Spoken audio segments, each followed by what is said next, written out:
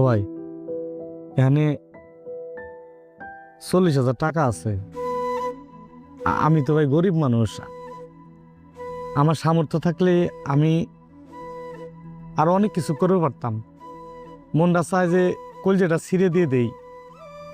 এই 40,000 টাকা আছে, এটা আপনি রাখেন।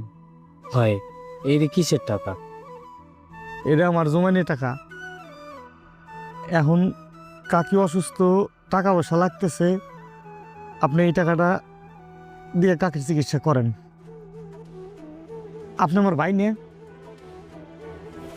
আমি তো কাকির ছেলের মতোই, তো ছেলে হিসেবে যদি এই সময় যদি না আগেই, এটা হয় না ভাই।